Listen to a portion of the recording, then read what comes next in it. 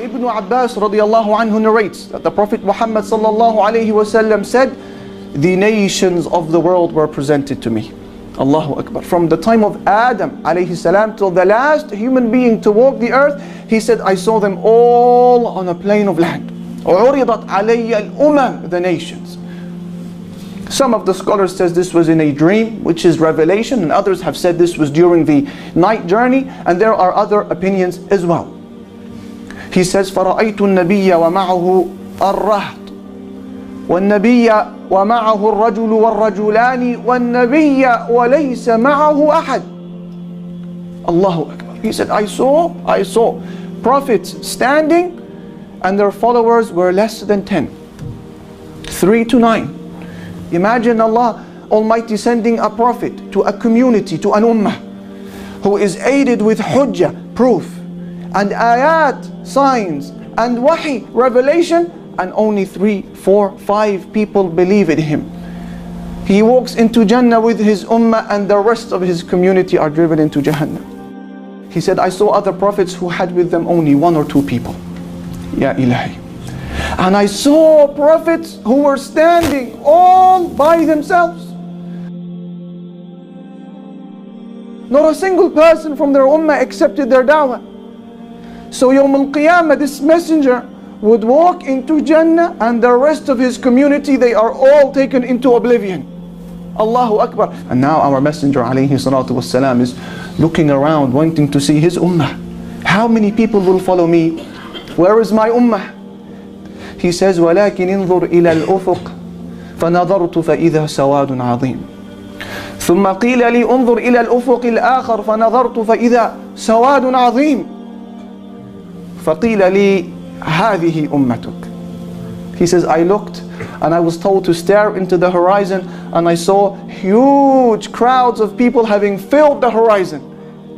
And then I was told, look into the other horizon, and I looked and I saw multitudes of people having filled that horizon as well. He was impressed alayhi salatu wasalam, and then it was said to him, this is your nation. That's us bi'idhnillahi ta'ala. This is your nation. This is your nation.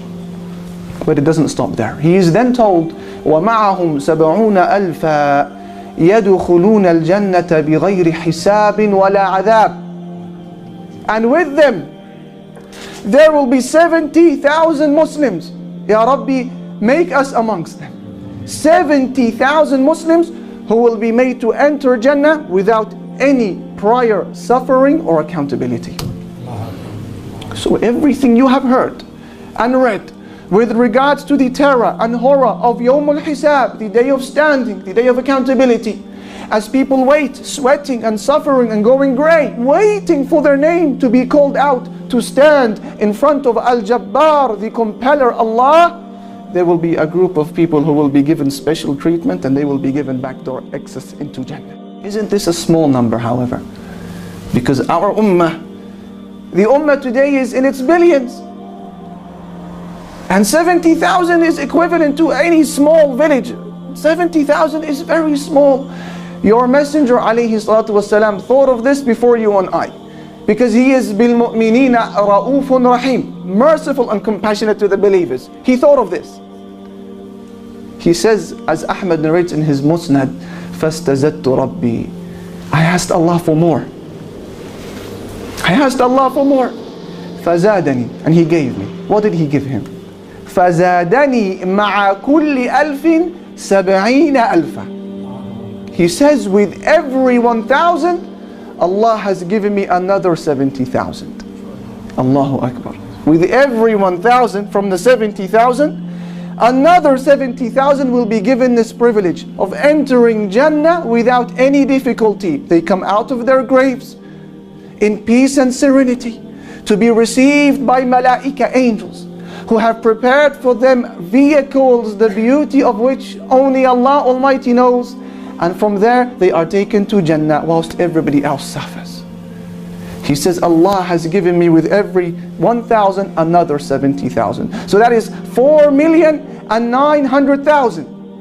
But the hadith doesn't stop there. And the next part of the hadith I can only translate, but I cannot explain. He said, with every 1,000 another 70,000 plus وثلاث حثيات من حثيات ربي عز وجل. In addition to that, 3 handfuls from the handfuls of my Lord. We don't understand this, but we know it is great. Thus Umar radiallahu anhu, when he heard this, he said, Allahu Akbar, Allahu Akbar, Allahu Akbar. One of the narrators of this hadith, when hearing this, he took him by his clothes and he said to him, did you honestly hear this from the Prophet ﷺ? He said, I heard it from him and my heart fully comprehended it as well. Allahu Akbar. Then our Messenger ﷺ got up, ثم نهض فدخل منزله فخاض الناس في أولئك الذين يدخلون الجنة بغير حساب ولا عذاب. فقال بعضهم فلعلهم الذين صحبوا رسول الله صلى الله عليه وسلم. وقال بعضهم فلعلهم الذين ولدوا في الإسلام فلم يشركوا بالله شيئا وذكروا أشياء. He says the Prophet ﷺ got up without any further elaboration and entered his house. So the companions, they began to speak. What did they begin to speak about? Some of the Sahaba said maybe they are the ones who accompanied the Prophet ﷺ. Maybe it's them. Others, they said no, we think it's the ones who were born into Islam and they never had associated a partner with Allah. And they mentioned other opinions. Then the Messenger ﷺ came out and he said to them, مَا الَّذِي تَخُوضُونَ فِيهِ? What are you discussing? They said, we're trying to find out who these 70,000 blessed people are. And then he gives the answer.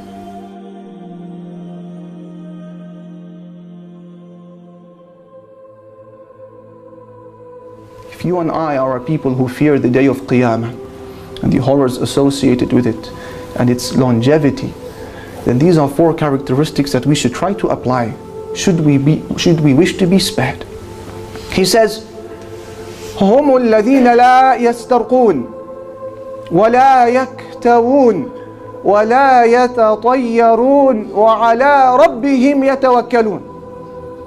He says these 70,000 plus people, they are people who, number 1, they don't ask for ruqyah. Number 2, they don't brand themselves with fire. Number 3, they don't follow bad omens. And number 4, they put their reliance solely upon Allah. They don't ask for ruqyah. They don't ask for somebody to recite ruqyah upon them. Is this haram? No, nobody has said this is haram. But their reliance upon Allah is so great that they will only ask for ruqyah from the Creator Himself subhanahu wa ta'ala. This also shouldn't be misunderstood, that if somebody offers you ruqyah without you asking, it doesn't mean that you should reject it. It wasn't from the sunnah to reject ruqyah when offered, as our Messenger ﷺ did not reject the ruqyah of our mother Aisha, and he did not reject the ruqyah of angel Jibreel when given to him. But our Messenger ﷺ, when he fell ill because of the magic that was afflicted upon him by the Yahudi, the Prophet ﷺ did not ask any human being for ruqyah. It was only until Jibreel ﷺ came down, but he wouldn't ask. So they are a people who don't ask for ruqyah. Also, they don't brand themselves with fire. لا يكتوون. This is a form of treatment called cauterization today. Our Messenger ﷺ permitted it, but he disliked it tremendously because of the pain involved. Number 3, they don't follow any bad omens. So they don't see any number as unlucky, or place as unlucky, or a time as unlucky. Their reliance is upon Allah. And then the Messenger ﷺ summarizes and says, وَعَلَىٰ رَبِّهِمْ يَتَوَكَّلُونَ. They are a people who put their trust in Allah. They are a people who have put their trust in Allah.